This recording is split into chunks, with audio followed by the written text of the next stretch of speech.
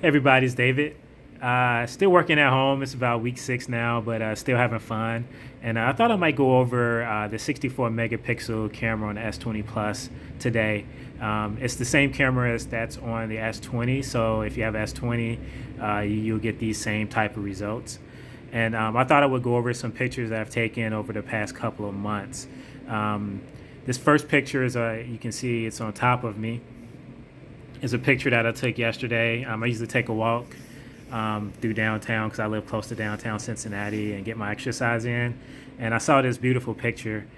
So you can see that it's really bright, very vibrant. I have done no editing to it or anything like that. It looks like this because the sensor on S20 and S20 Plus is a lot larger than normal sensors. And then when you add that 64 megapixels to that, you get spectacular pictures like this.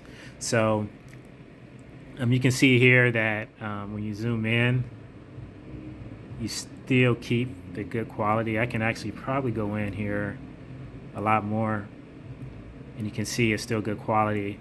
Now, why do you want that?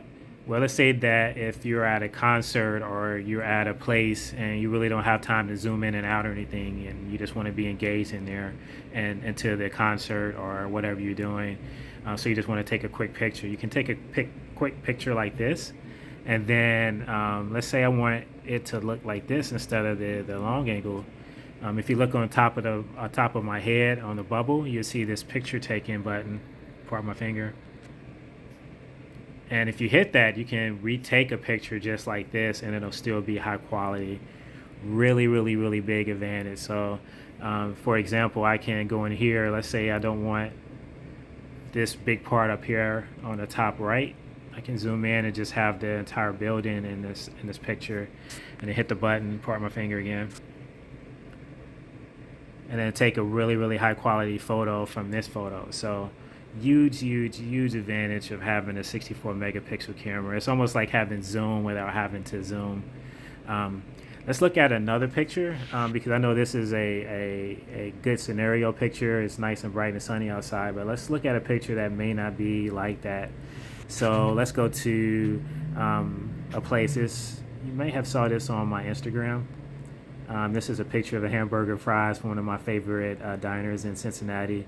And of course, it's at least 6 weeks away because we're not allowed inside diners now. But in any case, let's look at this picture. So we can zoom in and see that you can get good detail even in low light.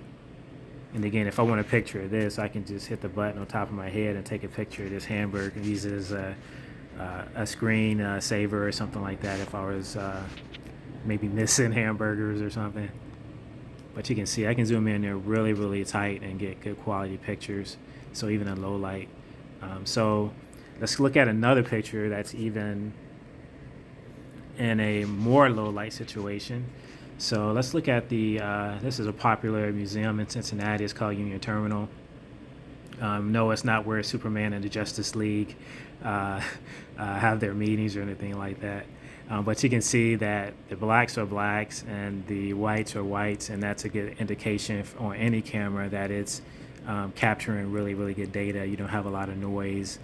Noise are like little dots that the sensor can't interpolate, so it just makes up stuff to put there, and it usually is not the right type of stuff that you want in your picture. And this picture is so good in low light that you may not be able to see it, but there's a car back there and there's actually people too. So that tells me that this sensor is very, very sensitive. You don't see a lot of noise, even though this is really close to probably 10 or 11 o'clock or so. And then you can actually see people in a picture that you can't see from back here. So I have some other pictures too that kind of show off the ability to zoom in on a picture. This picture I took at the Cincinnati Zoo this winter, and I wanted to see if I could take a picture and zoom in to one of the famous trains. There's a famous mini train that everybody rides when they go to the zoo. So I can actually zoom in and get in really tight and actually see the details in the train. I can even see the rust on the wheels and stuff like that, and the little signs and stuff that you can see from way back. And then, again, and even distances that are farther. This is one of the pictures I saw my RSAs. I always ask them, is there a Waffle House in this picture? And they'd be like, no, no, no, no. But if you zoom in, you can actually see the Waffle House that's like almost a mile and a half, 2 miles away. You can actually read the sign. Almost can read the White Castle sign. So 64 megapixel camera is definitely powerful. If you have heard anybody saying otherwise, they may not be taking real pictures, or they may just be not knowledgeable.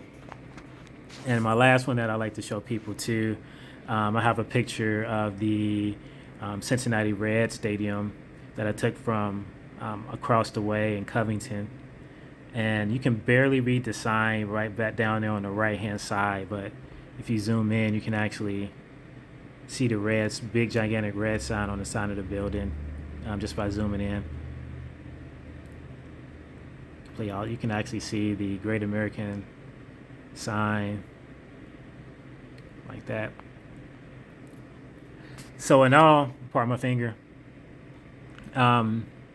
64 megapixel camera is real. You can zoom in and retake pictures. So if you're a construction worker or somebody that records with images and need that information for images, you'll definitely be able to get that information from these pictures.